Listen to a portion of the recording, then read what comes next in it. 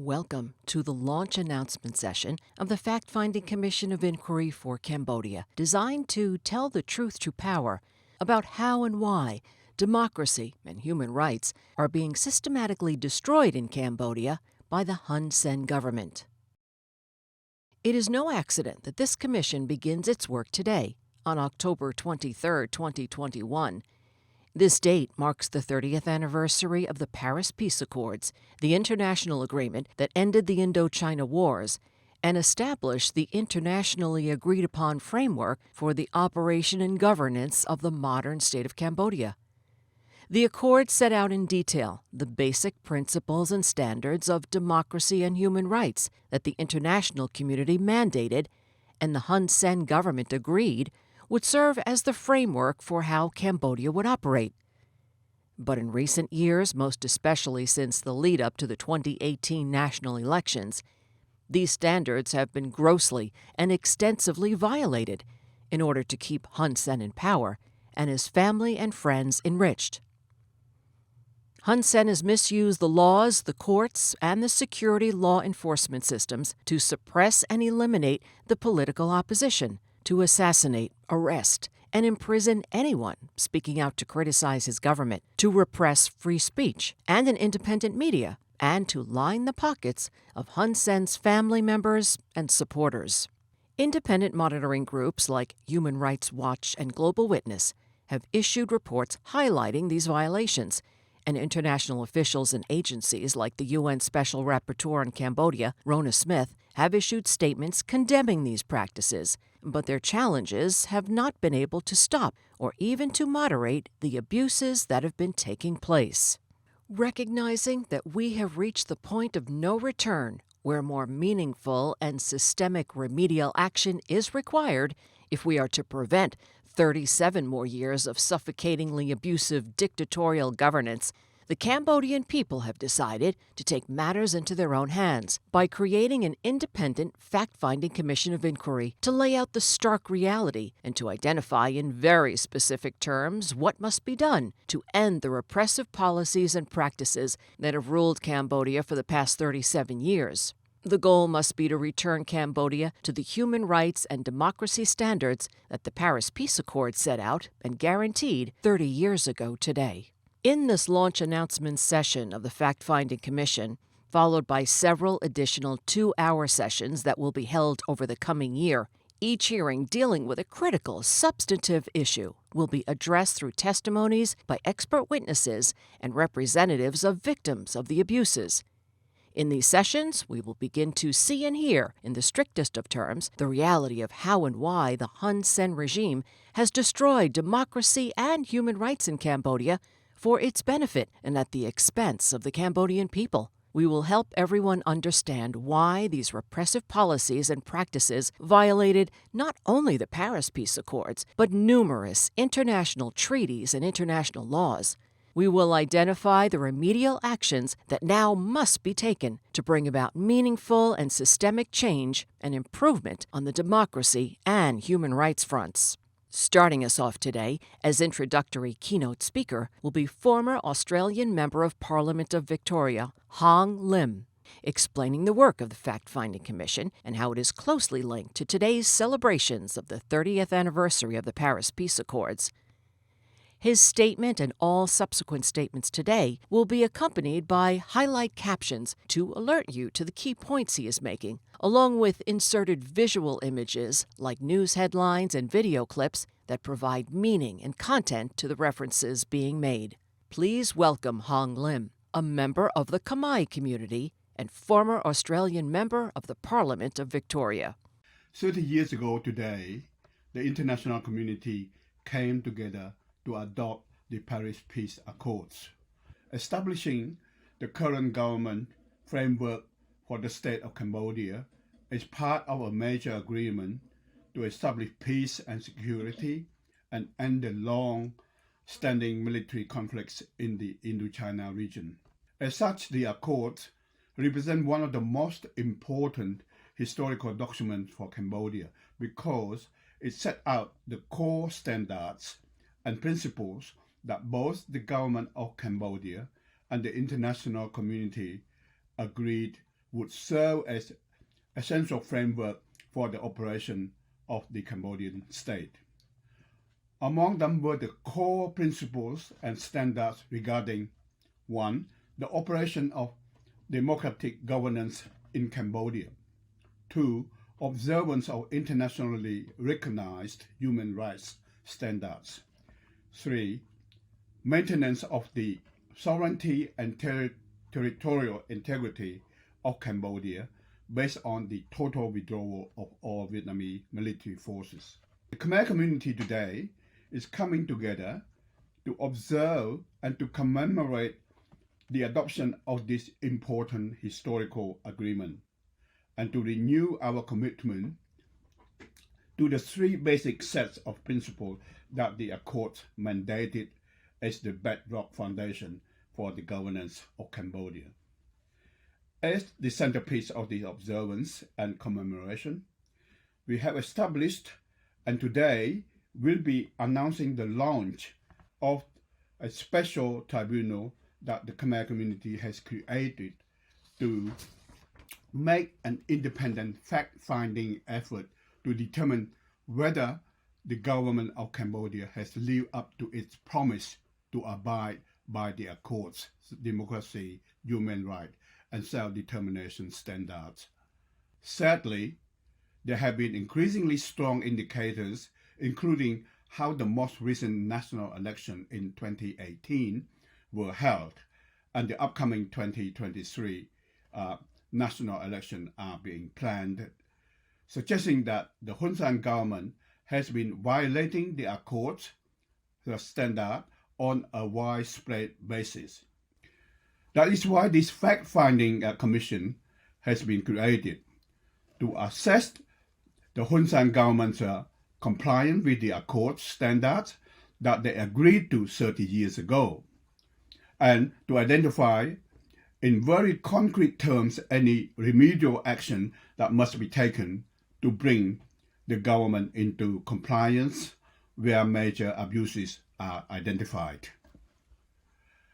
Our hope is that commemorating this especially noteworthy anniversary of the Accord with the creation of the Fact-Finding Commission will bring international attention to the sad reality that the core human rights, democracy, and self-determination standards are being grossly and consistently violated, and will lay the foundation for meaningful and systemic remedies to be mandated by the international community. Acting in a clear and forceful way to restore meaningful compliance with the core standard of the Paris Peace Accord is the only and best way to celebrate the Accords, their special 30th anniversary, and to guarantee that the objective of peace and security in the region will be maintained as the Accord intended and guaranteed.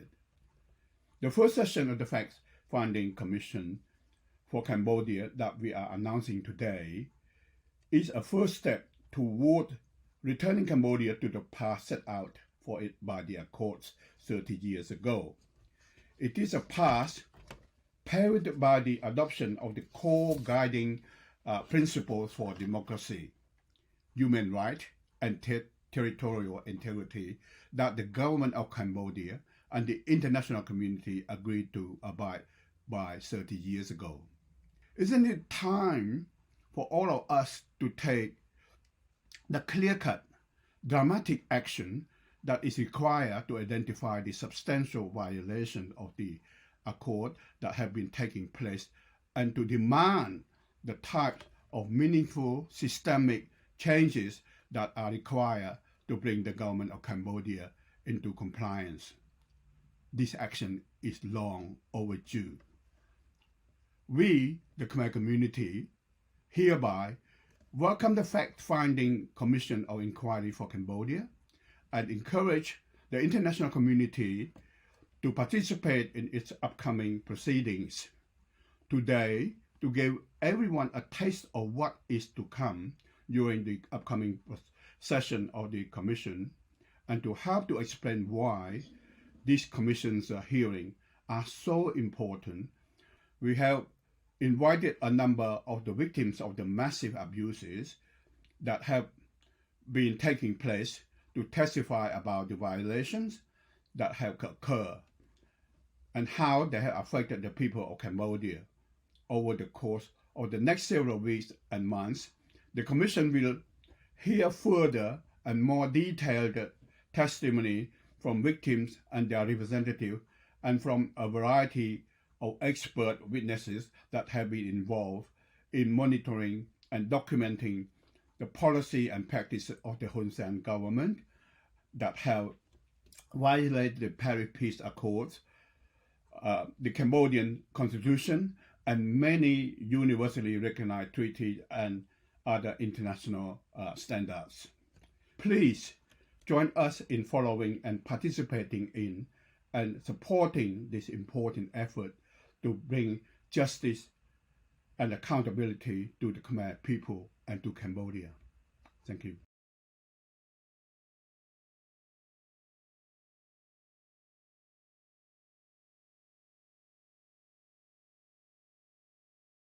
In carrying out this work, the Commission of Inquiry is honored to have the assistance and involvement of some of the leading experts in the human rights and democracy support fields. Morton Sklar, founding Executive Director Emeritus of Human Rights USA, and a former international court judge and member of the United Nations ILO Commission of Inquiry for Burma, has been providing ongoing support and assistance. On July 18, 2021, Brad Adams, Asia Executive Director of Human Rights Watch, led an information sharing and strategic planning session with Khmer community leaders that provided the inspiration for the creation of the Commission. Leading the effort and serving as commissioners will be some of the most respected, experienced, and effective international human rights and democracy authorities. 2 of the commissioners are with us today. Luisa Kong-Griva served for many years as Vice President for Programs and East Asia Director at the National Endowment for Democracy, and also served on the Board of Directors of Amnesty International USA. She presently works with the Uyghur Human Rights Project as Director of Global Advocacy. Paul Hoffman served for decades on the leadership team of Amnesty International at both the international and Amnesty USA levels, including chair of the board of directors of Amnesty USA. He also was lead attorney in many of the most important and groundbreaking human rights cases that came before United States courts and international tribunals in recent years. Hello. My name is Luisa Griva. I'm Director of Global Advocacy for the Uyghur Human Rights Project, and I've worked with many human rights organizations in the past. That includes serving on the board of Amnesty International, working with Christian Solidarity Worldwide for freedom of belief and religion. I've worked with the U.S. Commission on Civil Rights and others. And I have played a supporting role in 2 recent independent commissions, very similar in structure to the Cambodian Commission of Inquiry. I have seen their power, and that is why I have committed to serving on this Commission of Inquiry and why I believe it is so important. And why is this commission important? It's intended as a platform for justice and for bearing witness.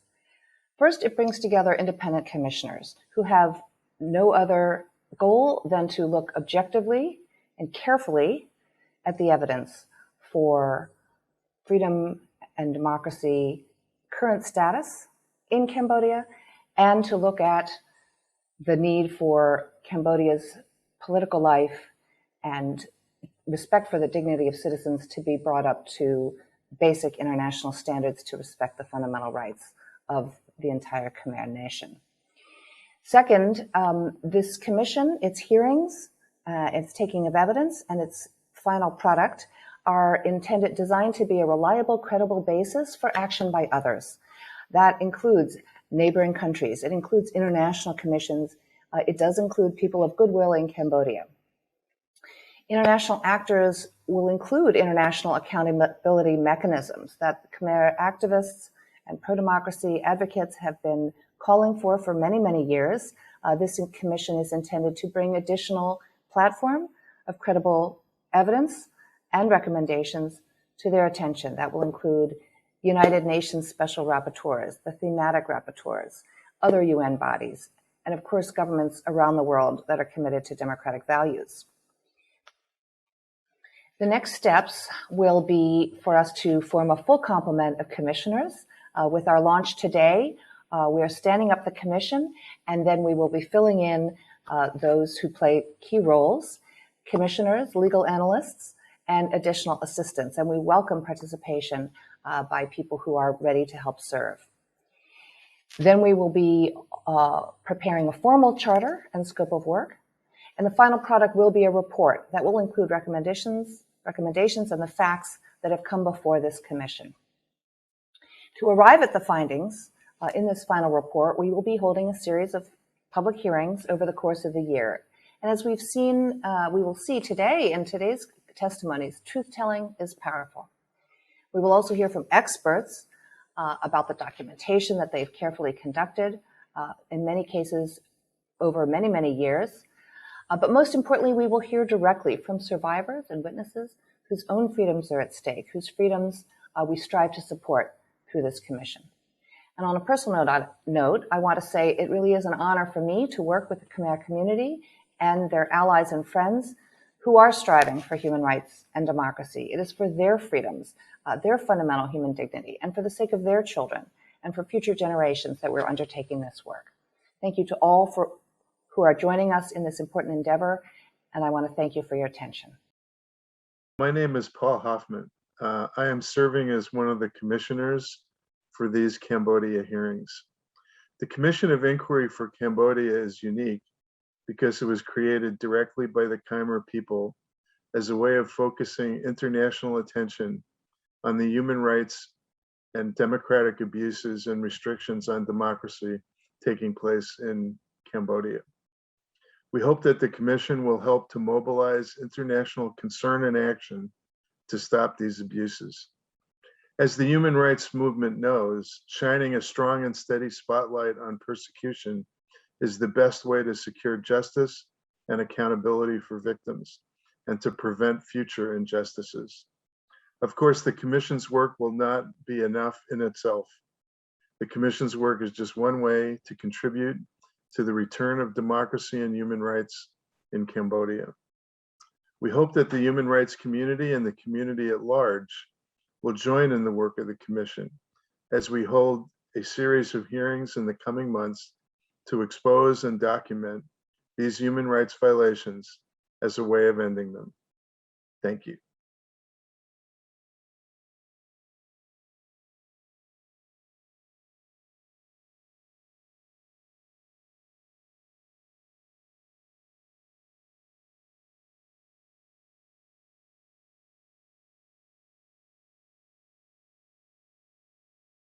The victims of the Hun Sen government's long-standing democracy and human rights abuses have something very special and very important to contribute to the fact-finding work of the Commission of Inquiry for Cambodia. Their stories place a human face and a human impact picture on how the Hun Sen government's violations of international law affect the Khmer community on the most basic level. They also tell us why the work of the Commission of Inquiry is so necessary and important. These victims and their families have worked for years to bring attention to the injustices that the abuse of their loved ones by the Hun Sen government produced. They ask to have their cases properly investigated by the government and/or by the international community.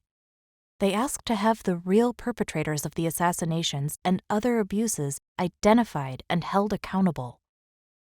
They asked for a full investigation that would reveal the alleged involvements in the crimes of the Hun Sen government at the highest levels. But their calls for help and attention and their demands for justice and accountability were largely ignored. The government of Cambodia certainly did not want to place itself in a position to investigate major crimes that it very likely helped to organize and carry out. The international community wrongly placed the emphasis on asking the Hun Sen government to conduct more meaningful investigations, despite knowing that the government was likely complicit in the crimes. Now, finally, the Commission of Inquiry for Cambodia is providing these victims and their families with a forum where the truth can be told. and their demands for justice and accountability properly responded to. Today, we will hear the stories and testimonies of the representatives of Kem Loi and Chia Vichia, two of the most prominent critics of the Hun Sen government's policies, who were assassinated to keep them silent. Over the next several months, the Commission of Inquiry plans to devote one full day of hearings to other victims' testimonies. So listen carefully to their stories. They could be our and your stories. We all become victims when our leaders and spokespeople are targeted with violence and intimidation to keep them silent, especially when law enforcement and court systems are hijacked to do the will of an autocratic government, misusing judges and security personnel to oppress and control, and to stifle free speech and free association rights, instead of to protect the people. Speaking on behalf of Kem Loi will be his wife, Bo Rachana. The testimony on behalf of Chia Vichia will be read by a voiceover because Chia Vichia's wife, Kim Ni Chia, was not available to do the broadcast. These voiceovers for both victims are not exact translations and include references and observations drawn from other sources as well.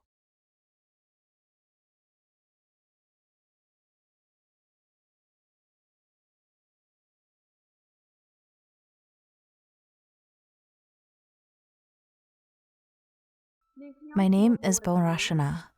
I'm the wife and widow of Kem Loi, who was gunned down by Hun Sen government agents while he was drinking coffee at a gas station food store in Phnom Penh on July 10, 2016. My husband was, in the words of the BBC, one of Cambodia's best-known political commentators. It was not a coincidence that he was murdered just after broadcasts bringing public attention to a Global Witness report that documented charges that Hun Sen family members had received substantial financial benefits from land grabs and other government and business transactions that were carried out at the expense of the Cambodian people. Pure and simple, my husband was assassinated to keep him quiet and to prevent him from criticizing Hun Sen and his policies.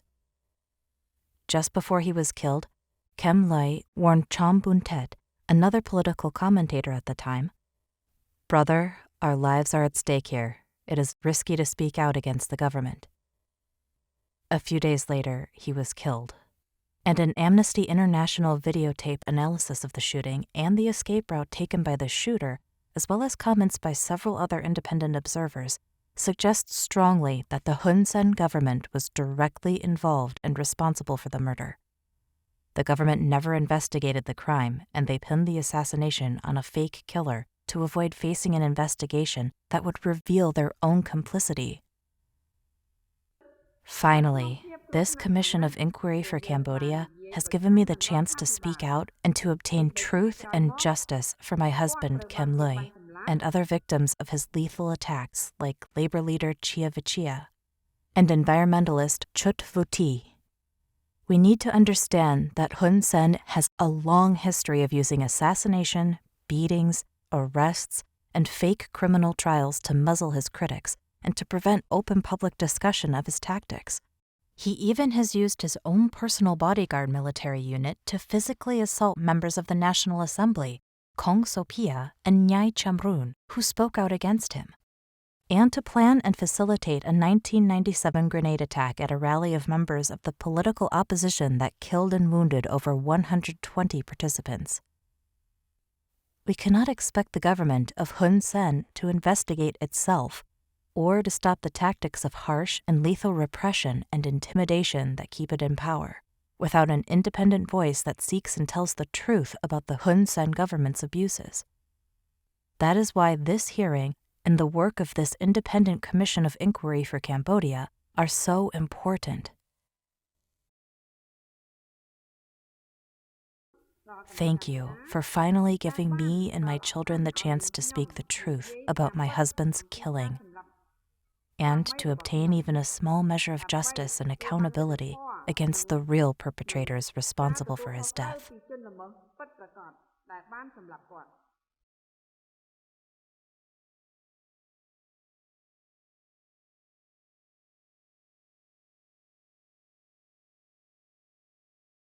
Chia Vachia was killed because he had the courage and audacity to help his fellow workers organize into a union, demonstrate for fair wages and working conditions, and protest the policies and abuses of the Hun Sen government.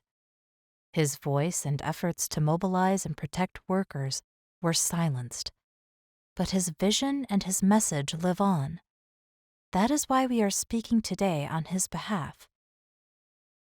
Chia Vachia was assassinated with the likely help and involvement of government agents back in 2004 while he was buying a newspaper on the street. A Peabody Award-winning directory film by Bradley Cox titled Who Killed Chia Vachia found considerable evidence that the Hun Sen government was responsible for the killing.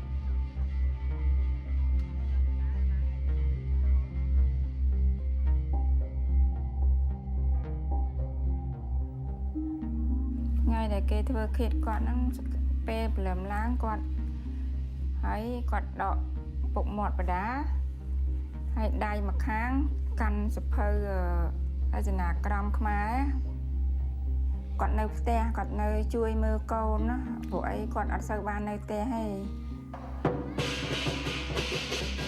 cô miền nhặt tay từ te mà hà con nhưng mà bạn đăng than nhặt na pi đòn đã hái nhung trẻ ngờ chắc mảnh thả tới tế hạt ấy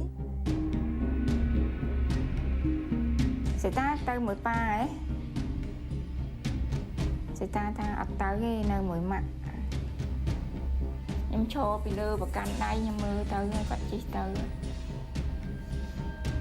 đa tới tế ba giờ ba tu được có bây giờ nhóm nó lơ tế được xoay cái thẹn nông thủ nhóm mà khóc.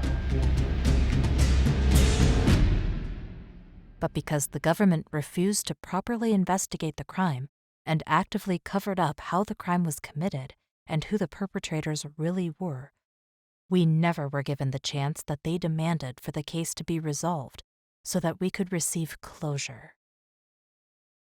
As the film suggests, Chia Vachia was killed because he had worked to establish a strong and active workers' rights movement through the Cambodian Free Trade Union that he founded and headed. His work could not be tolerated by the Hun Sen government because the union and its activities were seen as a threat to Hun Sen's power and control that had to be stopped.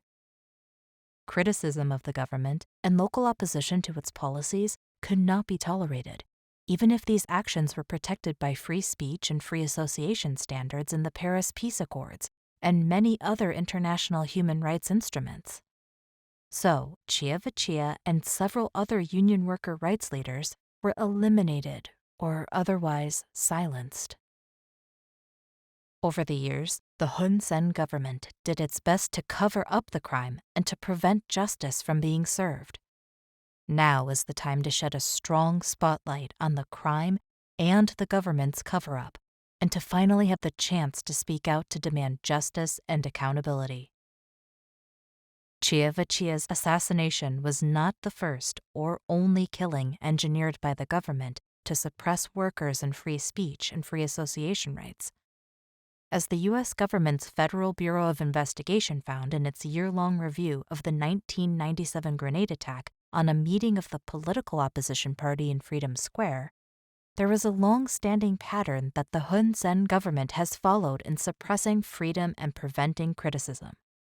In its report released to U.S. Congress, the FBI investigating team found that Hun Sen's personal bodyguard unit knew in advance of the planned attack, facilitated access to the meeting by the grenade throwers, and helped with their escape, even providing them with shelter in the bodyguard unit's barracks. A similar pattern was followed with the brutal physical assaults committed against members of parliament, Kong Sophia and Nhai Chamrun, in October of 2015, again by members of Hun Sen's bodyguard unit, who were rewarded for their efforts by major promotions in rank after serving a slap-on-the-wrist 6-month sentence for their admitted crimes. Amnesty International uncovered a similar form of government involvement in the assassination of political commentator Kem Lay in July of 2016, where videos showed government security motorcycles and vans somehow positioned in advance on the scene, helping the alleged shooter in his escape attempt. These horrendous abuses will continue unless some action is taken to hold the Hun Sen government responsible for its violations of international law.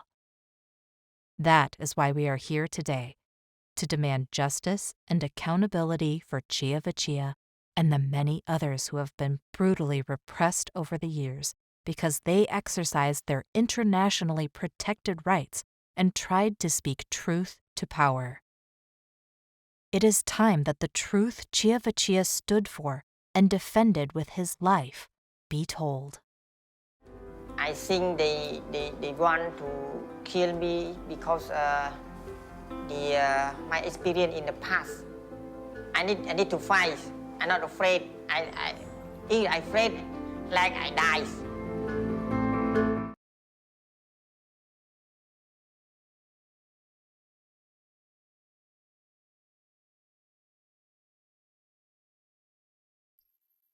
My name is Rani Lushansky. I'm Vice President of Cambodian American for Human Rights and Democracy. My question is, so far, no one, not even UN agencies or any international institutions, could help Cambodia have free and fair elections or protect Cambodians from human rights abuses. So, how would this commission of inquiry help? And what's different about this commission compared to other agencies? Thank you, Rani, for your question. This commission is about empowering Khmer people to bring forward their demands for fundamental human dignity and the restoration of democratic freedoms to Cambodia. It is true that the dictatorship and the rights violations feel entrenched. It can feel hopeless.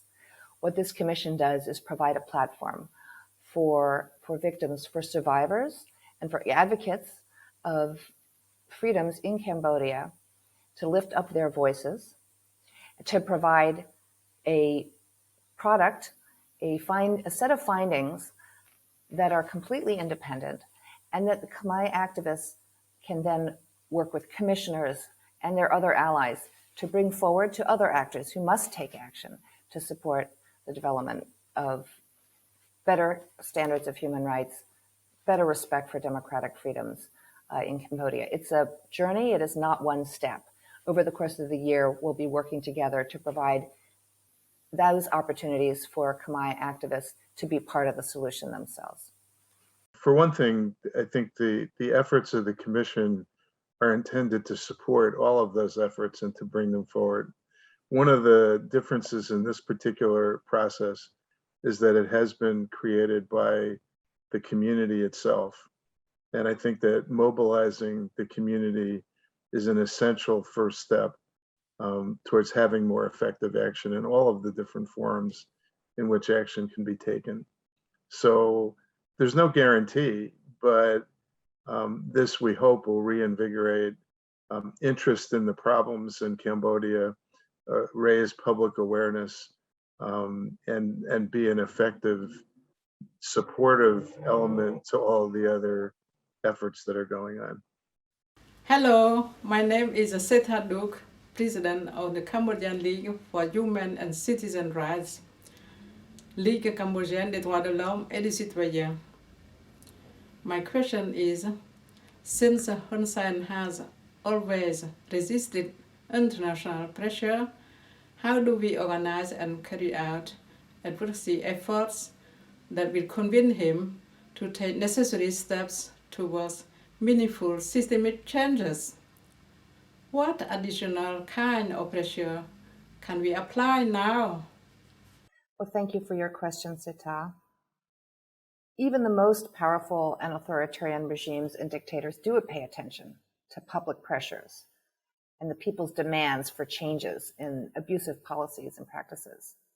So by mobilizing public opinion and public action and shining a light again on the worst forms of atrocities that take place behind closed doors, this is the foundation for ending abuses. So building momentum for change, reactivating the commitments of other governments, the commitments of actors inside Cambodia, and bringing them together based on facts and based on identification of the points of leverage. That is how governments, abuse, and power holders will recognize that their actions are no longer going to be tolerated. But there is no magic bullet. There is no one simple and easy solution to these intractable problems. So it's important to make use of all available forums and find additional points of leverage. These things require a series of strong and consistent attention, and a series of strong and consistent intention, and a wide range of advocacy efforts. So the convening of this commission is intended to be an important and effective next step in creating the foundation for those renewed actions, shining a light on the abuses, mobilizing the public pressure, and ensuring that the government and the power holders in Cambodia know that the status quo is not acceptable and that the Khmer people and their international supporters will not give up. Dictators always say that they're impervious to public opinion and international opinion. I don't think that those words should be taken at face value. The Cambodian government needs the international community in a variety of ways, and the international community has a variety of techniques and tools to put pressure on the Cambodian government to live up to its human rights responsibilities. So I don't think anyone should pay attention to those kinds of denials. We believe that he will be impacted by the work of the commission and all those that are taking similar actions to put pressure on the government. My name is Kiet Pen. I am the Vice President of CAPA. What specific step and action should the Khmer community be taking to support and encourage the work of the Commission of Inquiry? Thank you for that question, Kiet. It's a wonderful question. We are certainly inviting everyone concerned with Cambodia and the entire Khmer community to attend and be part of the Commission's hearings in that way, as these hearings are scheduled throughout the year.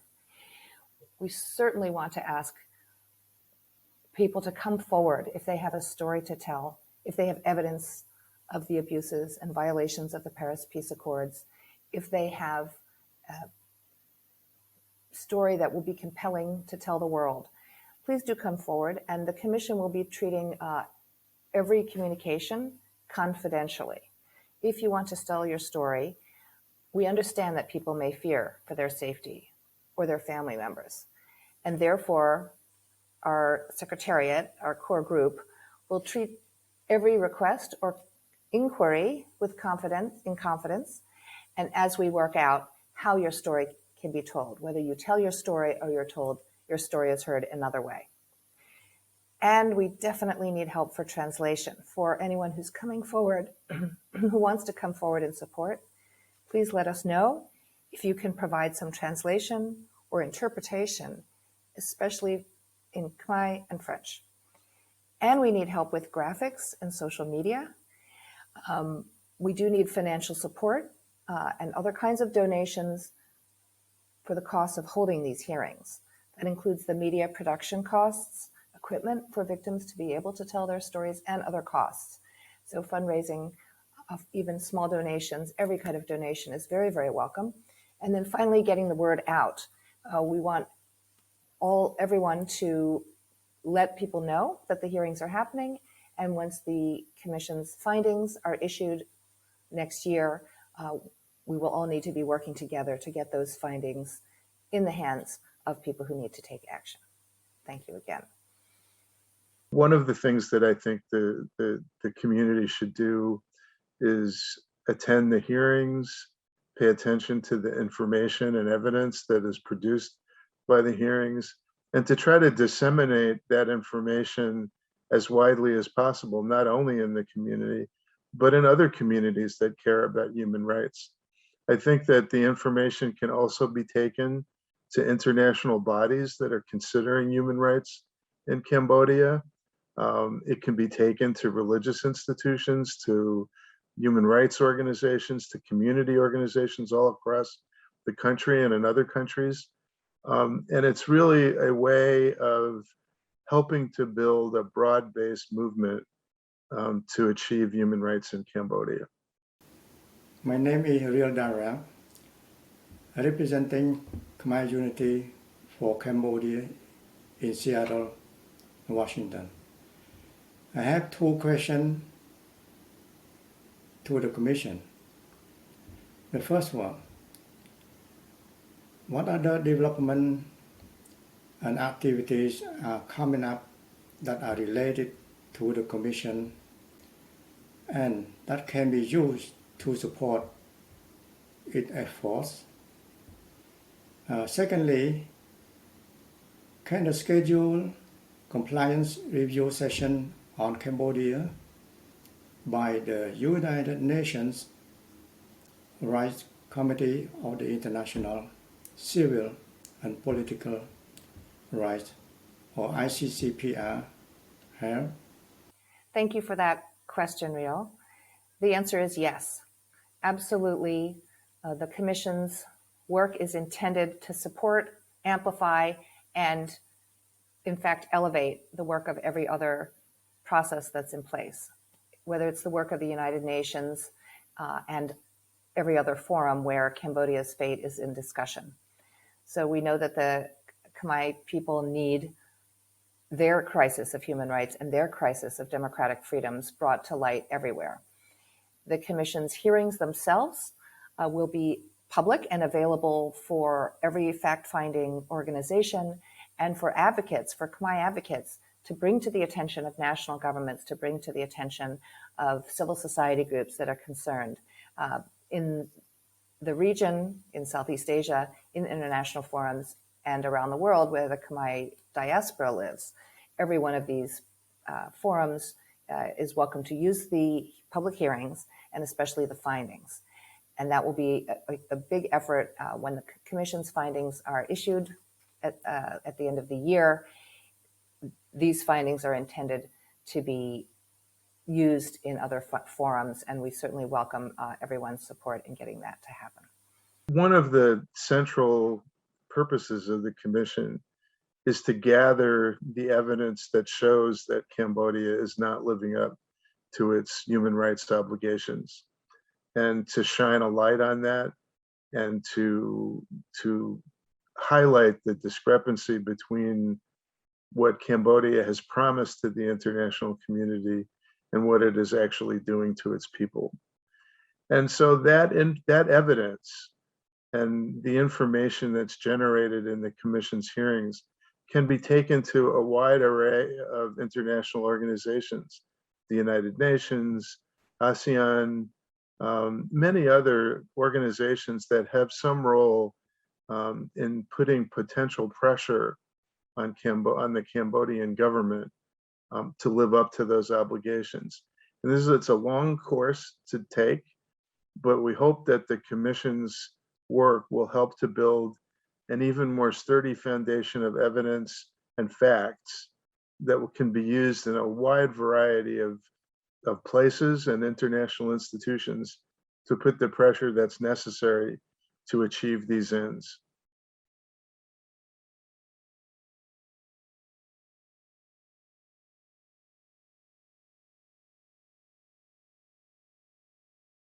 The representatives of Kem Lay, Chia Vachia, and the numerous other victims of Hun Sen's atrocities and intimidation tactics that have kept him in power over the past 37 years feel that the best way to honor their actions and to speak out today for human rights and democracy in Cambodia, and the best way to conclude this launch announcement session of the Commission of Inquiry for Cambodia, would be to repeat and reflect upon the messages that they and their supporters conveyed, and that they thought were important enough to risk their lives to say. These are among the messages conveyed by Chia Vichia and Kem Lay that caused the government of Hun Sen to initiate reprisals against them. These are the messages they had the temerity to issue publicly to condemn the government's policies and practices. These are the messages they died for. I think they want to kill me because my experience in the past. I need to fight. I'm not afraid. If I afraid, like I die. របាយការណ៍នេះខ្ញុំគិតថារដ្ឋាភិបាលក៏ត្រូវតែទទួលស្គាល់ថាវាមានសារៈសំខាន់ក្នុងការស្វែងយល់ក្រុមហ៊ុនមួយថាតើក្រុមហ៊ុននឹងវាពិតប្រាកដឬទេហើយធ្វើការបកស្រាយទៅដល់ប្រជាពលរដ្ឋនៅក្នុង114ក្រុមហ៊ុនហ្នឹងឧទាហរណ៍ច្បាប់ប្រឆាំងនឹងអំពើពុករលួយត្រូវមានការប្រកាសទ្រព្យសម្បត្តិជាចំហជាលក្ខណៈគ្រួសារហើយមានការស៊ើបអង្កេត These are the words that the Khmer people must repeat and remember today to help bring justice and accountability to Hun Sen, and to finally bring peace to Chia Vichia, Kem Lay, and all the many other advocates for human and worker rights, environmental issues and women's rights, and youth who have been and still are being beaten, arrested, jailed, and otherwise punished and victimized by the Hun Sen regime for speaking truth to power and criticizing the brutal atrocities of Hun Sen and his government. Chia Vichia and Kem Lay spoke out on your behalf for justice and freedom. Now, through this commission of inquiry, the victims' representatives have been given the chance at long last to speak out for Chia Vichia, Kem Lay, and all the others in the Khmer community who valued democracy and human rights enough to speak out to condemn the abuses that Hun Sen's government lives by and survives by. Here are their words that remain as true and meaningful today as they were when they risked their lives to speak them many years ago. Take them to heart and use their example and their words to help bring justice, democracy, and human rights back to the Khmer people. ខ្ញុំនៅចាំមួយអាទិត្យមុនគាត់ស្លាប់ពេលនោះលោកកែមលីបានទះស្មាខ្ញុំហើយនិយាយថាជីវិតរបស់យើងកំពុងស្ថិតនៅក្នុងសភាពគ្រោះថ្នាក់ពីព្រោះអ្វីដែលយើងនិយាយគឺប្រឆាំងនឹងរដ្ឋាភិបាលពួកគេអាចនឹងបញ្ឈប់យើងប៉ុន្តែទោះជាមានអ្វីកើតឡើងមកលើពួកយើងក៏ដោយក៏មិនត្រូវធ្វើឲ្យគ្រួសាររបស់យើងឃើញឈាមរបស់យើងមួយអាទិត្យក្រោយមកគាត់ក៏ត្រូវបានគេសម្លាប់សូម្បីតែមួយវិនាទីក៏គ្មាននរណាម្នាក់ជឿដែរថាអឿនអាងជាឃាតករសម្លាប់លោកកែមលីដោយដែលរដ្ឋាភិបាលបាននិយាយនោះវាគ្មានអ្វីក្រៅពីការរៀបចំជាឧបាយកលដែលរដ្ឋាភិបាលហ៊ុនសែនបានបង្កើតដើម្បីធ្វើឃាតកម្មនយោបាយហើយទម្លាក់កំហុសទៅលើឃាតករคล้ายៗក្នុងការបង្វែងដានសាធារណជនជឿច្បាស់ថាលោកកែមលីត្រូវបានគេសម្លាប់ក្រោមការបញ្ជារបស់រដ្ឋាភិបាលឥឡូវនេះនៅស្រុកខ្មែរយើងនឹងមិនសូវមានអ្នកណាហ៊ាននិយាយអំពីការទន់ខ្សោយរបស់រដ្ឋាភិបាលទេពីព្រោះបើយើងហ៊ាននិយាយយើងអាចស្លាប់ឬក៏ជាប់គុកប៉ុណ្ណោះមានមនុស្សប្រុសតាមយើងហើយថតរូបយើងទៀតមានអ្នកដែលយើងមិនស្គាល់មុខឲ្យដំណឹងមកថាការសម្លាប់មួយទៀតអាចកើតឡើងខ្ញុំដឹងថាការគំរាមកំហែងទាំងនោះគឺជាការពិតប្រាកដមែនយើងមានការខ្លោចផ្សាណាស់ដែលលោកកែមលីបានបាត់បង់ជីវិតទៅប៉ុន្តែខ្ញុំគិតថាក្រៅពីការសម្រក់ទឹកភ្នែកខ្ញុំគួរតែធ្វើអ្វីមួយដើម្បីបន្តស្មារតីរបស់គាត់ទោះបីជាមានបញ្ហាមករារាំងក៏ដោយថ្ងៃដែលខ្ញុំចូលរួមជាមួយចលនាគណៈបពប្រឆាំងគឺជាថ្ងៃដែលគេសម្លាប់លោកជាវិជាជាមេដឹកនាំនៃចលនាកម្មករលោកជាវិជាគឺជាធម្មពលដែលជំរុញឲ្យមានចលនានយោបាយប្រឆាំងនឹងរបបលោកហ៊ុនសែន វីដេអូឯកសាររឿងអ្នកណាសម្រាប់លោកជាវិជាដឹកនាំដោយលោក Bradley Cox ដែលបានទទួលពានរង្វាន់ Peabody Awards នៅឆ្នាំ2011នោះគឺបានបង្ហាញហេតុផលថាភ្នាក់ងារប៉ូលីសបានធ្វើឲ្យលោកជាវិជាត្រូវគេសម្លាប់តាមបញ្ជារបស់គណៈបកនយោបាយដែលកំពុងកាន់អំណាចដឹកនាំដោយហ៊ុនសែនព្រោះពួកគេបារម្ភថាបើបណ្ដោយឲ្យសហជីពនិងអង្គការការពារសិទ្ធិកម្មករមានសម្លេងមានសកម្មភាពអាចដំណើរការបាននោះមានន័យថាកិច្ចការទាំងនេះនឹងគំរាមកំហែងដល់អំណាចនយោបាយរបស់ហ៊ុនសែន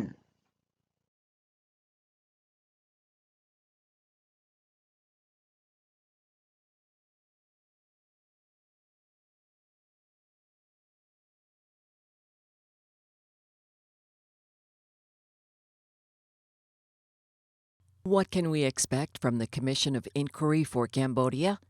What is to come? In future weeks and months, the Commission will hold several individual sessions and hearings focused on several specific issues where the policies and practices of the Hun Sen government have resulted in major abuses that violate the democracy and human rights standards set out in the Paris Peace Accords and other international instruments. Victims of these abuses and international experts dealing with these issues will provide testimony to the Commission during its upcoming hearings and sessions. The model that the Commission will use to determine which problems deserve priority attention will be what the United Nations Human Rights Committee calls its List of Issues. That is the list that the United Nations issued on 28 August 2020 that was drafted to guide the compliance review that the United Nations was originally scheduled to conduct for Cambodia in early 2021, before the COVID pandemic severely altered the scheduling of the UN's Human Rights Periodic Compliance Review process. Large in-person meetings between UN experts and country delegations were not possible at that time. This United Nations Human Rights Compliance Review on Cambodia now is likely to take place sometime next year in 2022. Among the critical subjects taken from the United Nations list of issues for Cambodia that the Commission will be considered in detail at its official compliance review session will be 1. Eliminating democracy in Cambodia. Closing down the democratic process and destroying the validity of the 2018 elections, as well as the upcoming 2022-2023 elections, by passing a law declaring the leading opposition political party illegal, placing criminal charges against and arresting numerous leaders and members of the political opposition, forcing many of them into exile, and placing severe restrictions on the operation of civil society organizations and activities. 2. Destroying the operation of the free press and media, and monitoring and censoring social media communications. 3. Misusing the courts and the law enforcement system for political purposes. 4. Suppressing free speech and free association rights on a widespread basis. 5. Engaging in massive arbitrary arrests and imprisonments to punish and prevent criticism of government actions and policies. 6. Expelling international monitoring and reporting agencies and groups engaged in supporting democracy and human rights. It is important to note that the government of Cambodia, in its official reply to the United Nations list of issues, openly acknowledged many of these abuses and violations, claiming that they were justified and carried out by the nation in a state of emergency and under legal processes authorized by the Cambodian Constitution and laws. For example, the government claimed that the closing down of the independent media just before the 2018 elections was necessary because they did not respect their professionalism and violated national laws. Similarly, the government tried to justify restrictions on free speech and assembly by claiming that those who were arrested or prosecuted exercised their rights in violation of criminal and civil laws because their speech exaggerated information, incited violence, and provoked social unrest. No doubt the United Nations Human Rights Committee's official compliance review of Cambodia in 2022, as well as the Commission of Inquiry's upcoming issue-oriented hearings, will have a great deal more to say about whether the Hun Sen government can justify admitted violations of free speech and association rights and other internationally protected activities by claiming that the exercise of these rights supposedly conflicted with national laws, as interpreted by the Cambodian government. One of the most important problems that the United Nations and the international community must address is that the Hun Sen government has used the courts and the criminal justice process as a principal means of repression, filing criminal charges and conducting mass trials against its critics and political opponents for political as opposed to legitimate law enforcement purposes. An independent judiciary is a vital element for protecting and preserving the essential principles of democracy and human rights that the Paris Peace Accords established. Another important element of the upcoming work of the Commission of Inquiry will be the opportunity to hear directly from the victims of the Hun Sen government's abuses. One of the upcoming sessions will be devoted to hearing the testimonies of the victims themselves, giving victims this opportunity to tell their own stories and to personally voice their demand for justice and accountability will be a vital part of the Commission's work. Just as it was for other international bodies, like the War Crimes Tribunals for Yugoslavia and Rwanda, the world needs to hear the truth, and the voice of the victims of atrocities is an essential part of that truth. One of the core questions that keep being asked is, why will the Commission of Inquiry be able to prevent human rights and democracy abuses in Cambodia when past actions of the United Nations and the international community were not able to produce that result? Hun Sen has said many times that he refuses to bow to pressures from the international community. Why will he do so now? The answer lies with the highly successful philosophy and approaches used by one of the stalwart groups fighting for human rights, Amnesty International. Amnesty has been highly successful in forcing even the most powerful and entrenched dictators and authoritarian regimes to pay attention to human rights standards and to free prisoners of conscience from imprisonment. How do they do it? By shining a powerful spotlight on atrocities and by mobilizing massive public opinion, demanding change, and making clear that abuses would not be tolerated, that justice and accountability must be served. The Commission of Inquiry for Cambodia can be an important and effective first step in that process. It cannot accomplish its purposes alone. Its work must be combined with many other strong and effective advocacy efforts designed to build public pressures and shine a relentless spotlight on the abuses that the Hun Sen regime has been and is currently carrying out. We have to make use of all the available forums and all of the platforms and voices that we can mobilize to produce meaningful change and to force the Hun Sen government that they cannot simply ignore and violate the law with impunity. The convening today of the work of the Commission of Inquiry for Cambodia is a beginning, the first step of many that must be taken to bring truth to power and to mobilize a strong international movement to force the Hun Sen government to abide by the democracy and human rights standards of the Paris Peace Accords and international law.